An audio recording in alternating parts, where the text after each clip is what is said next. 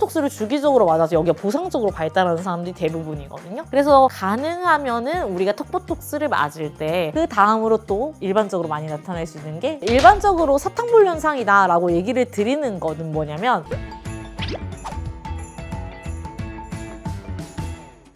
안녕하세요. 당신의 얼굴을 다시 팡 밝혀주는 뷰티 온사이드 송상록 김혜리 원장입니다. 원장님 그간 뭐하고 있었나요? 산타복을 좀 벗었습니다.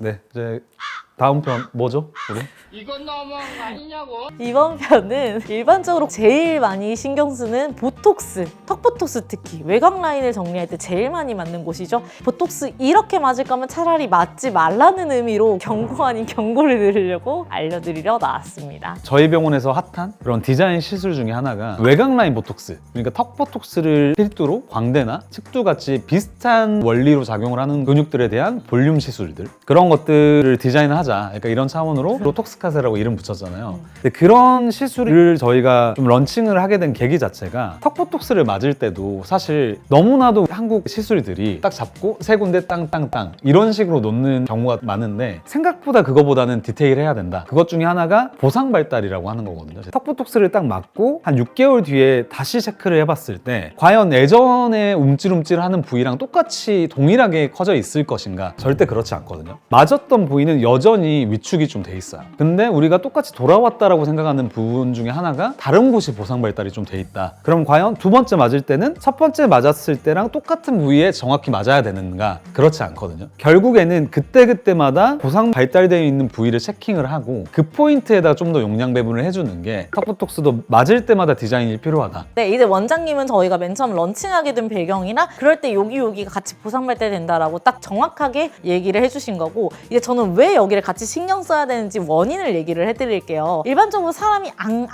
하고 씹는데 그 쓰이는 근육이 몇 가지가 있어요. 예를 들면 앙 하고 물을 때 나오는 여기 턱 근육, 저는 보톡스 맞은 지 얼마 안 돼서 잘 안 나올 수도 있어요. 그리고 그 위쪽으로 마세터머슬이 위쪽까지 사실 이렇게 기시가 되기 때문에 이쪽에서 또 앙 하고 오르면 광대 쪽에서 한번 퐁 튀는 사람들이 있어요. 이건 대부분의 사람들이 처음에 보톡스를 경험하기 전에는 없지만 턱보톡스를 맞다 보면 여기를 못 씹게 하니까 씹을 때 같이 근육이 발달되는 부위로 위로 점점 올라가는 거거든요. 그래서 이 상방 쪽에 광대에 접근한 부분이 앙 하고 물었을 때 튀어나온다면 그건 저희가 일반적으로 말하는 광대 보톡스. 근데 사실 광대 보톡스가 가끔씩 어떤 여기에 맞나요? 하는 사람들이 있는데 그게 아니라 우리가 씹을 때 보상적으로 발달할 수 있는 이 상부 쪽을 말씀한다고 생각하시면 될 것 같고요. 그리고 한 개 더 크게 보면 앙 하고 물 때 튀어나오는 여기 측두근 쪽 라인이 있어요. 그래서 헤어라인에서 여기 관자까지 이어진 여기 띠를 두르듯이 있는 부분이 대부분인데, 여기 같은 경우에 또 반대로 이마 라인 약간 매끈하셔야 되기 때문에 개인적으로는 너무 앞쪽보다는 뒤쪽 여기 울퉁불퉁하게 튀어나오는 헤어라인 쪽을 주로 정리를 해드리는 편이고, 너무 앞쪽은 반대로 꺼지지 않게 디자인을 해서 들어가는데, 결론적으로 이 부위도 일반적으로는 앙 하고 했을 때 튀어나오는 사람이 많이 없어요. 턱보톡스를 주기적으로 맞아서 여기가 보상적으로 발달하는 사람들이 대부분이거든요. 그래서 가능하면은 우리가 턱보톡스를 맞을 때 한꺼번에 한 작용에 관여하는 다른 부위들까지도 같이 고려를 해서 보톡스를 플랜을 짜서 맞아야 된다라고 원인을 이해를 하셨으면 좋겠고요. 그리고 그뿐만 아니라 사실 저희 톡스카세 할 때는 다른 두 부위가 더 포함되잖아요. 네. 일반적으로 귀밑샘과 턱밑샘을 저희는 주로 포함을 하게 되는데, 여기는 사실 어떤 사람은 난 이중턱이 너무 불뚝 튀어나와 있어 라고 생각하는데, 사실 여기 살이 아니라 꿀꺽 할 때 여기가 튀어나온 여기 부분이라든지, 반대로 나이 먹고 나서 남자가 두꺼비처럼 여기만 넓어져요. 여기에서 이 라인이 없어져요. 이런 경우에 여기 귀밑샘이 보통 커져 있는 경우가 많거든요. 근데 결국엔 얘네도 침샘이잖아요. 양쪽이 서로 보상할 수 있는 관계란 말이에요. 그렇기 때문에 무조건 얘네도 한 부위 난 여기가 크니까 이쪽만 맞겠어 이렇게 하기보다는 톡스카세 말 그대로 얼굴 전반적으로 외곽 라인을 다 잡으실 때 얘랑의 보상 관계도 같이 생각을 해줘야 된다는 거죠.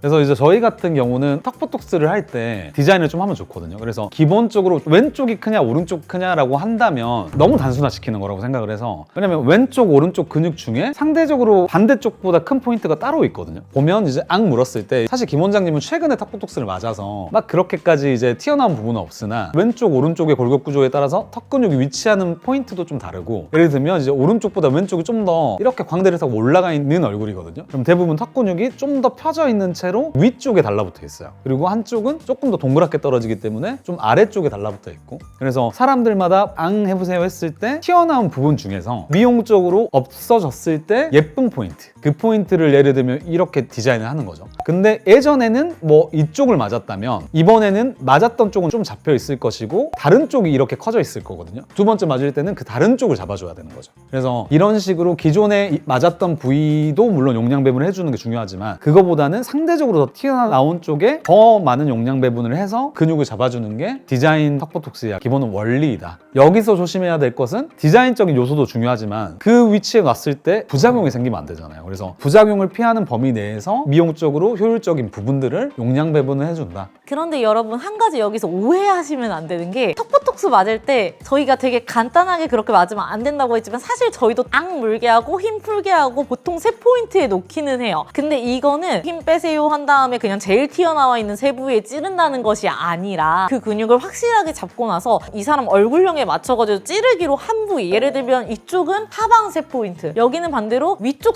여기까지 이어지게 이렇게 삼각형을 그리는 세 포인트라는 식으로 약간 다르게 찌를 뿐 저희가 찌르는 횟수나 힘 풀게 하고 비교하고 이런 거는 사실 다른 병원이랑 비슷하게 느껴질 수 있기 때문에 원장님 나한테는 악 물게 하고 3번 찌르시던데 하고 오해하시면 안 됩니다. 결론은 턱보톡스를 너무 자주 맞으신 분들은 여기는 되게 뾰족한데 위에는 되게 커져 있는 경우가 있잖아요. 그런 경우에는 사실 턱보톡스만을 맞길 고집하는 것보다는 밸런스적으로 위쪽을 한번 관자나 광대를 한번 갔다가 오거나 혹은 뭐 같이 맞아주거나 밸런스를 좀 찾는 방향성으로 시술의 플랜을 정하는 게 중요하다고 저는 생각을 합니다.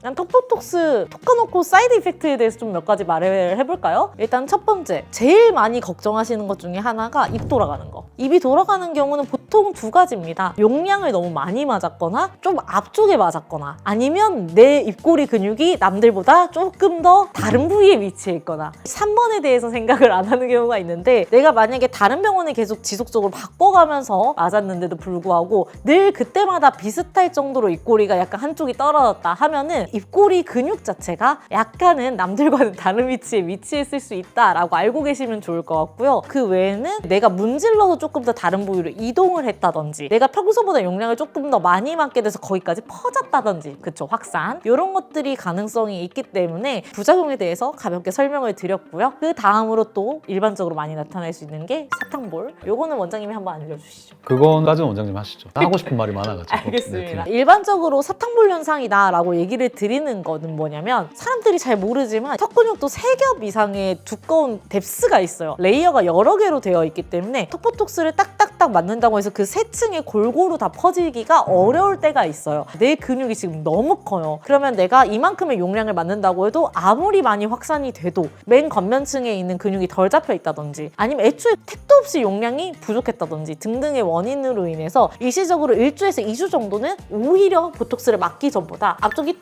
톡톡톡 하고 뛰는 경우가 있습니다. 제가 실제로 겪었기 때문에. 근데 저는 거기서 일부러 더 맞지 않았어요. 왜냐면 리터치를 한번 하면 오히려 금방 좋아질 수 있는 그런 간단한 부작용임에도 불구하고 원장님이랑 저는 약간 디자인에 미쳤기 때문에 원장님이랑 저랑 약간 합의를 한 게 너의 턱에 50유닛을 다 맞으면 너는 얼굴에 살이 없기 때문에 너는 얼굴이 퀭해 보일 것이다. 이런 얘기를 했어가지고 저희가 일부러 그 절반 용량 정도밖에 안 넣었었거든요. 그래서 오히려 이런 경우에는 턱보톡스를 맞고 나서 살짝 사탕볼이 생겨도 그대로 방치해서 자연스럽게 이어지는 게 낫지 이거 하나 잡겠다고 오히려 너무 그렇죠. 앞쪽을 살짝 더 맞아서 오히려 입꼬리가 떨어질 가능성이 생긴다거나 아니면 사탕볼 잡겠다고 옆볼이 패이거나 이렇게 되면은 오히려 안 하느니만 못하기 때문에 저는 그대로 방치했고 마침내 2주 끝에 완전히 돌아왔습니다. 근데 이제 한 가지 구분해야 될 것은 최종적인 결과를 잘 생각을 해야죠. 예를 들면 너무나도 이 사람 맞았어야 했는데 용량이 부족한 경우는 사탕물이 생겼을 때 바로 이제 와가지고 50유닛 정도 더 맞아도 무방하다고 저는 생각을 하는데 원장님 같은 경우 계산된 용량인데 조금 덜 먹은 부위가 있어서 사탕물이 생겼을 경우에는 굳이 거기다 더 많은 용량을 투약하지 않고 경과를 관찰하는 게 훨씬 더 최종 결과에는 좋지 않을까. 혹시나 저희가 용량이 좀 모자라자고 할 때는 아 내가 차라리 사탕볼이 있을 수 있겠지만 나는 용량을 적게 맞겠다 라든지 아니면은 깊이가 깊게까지는 안 들어가면 효과가 조금은 더 약할 수도 있겠지만 그 정도로 만족해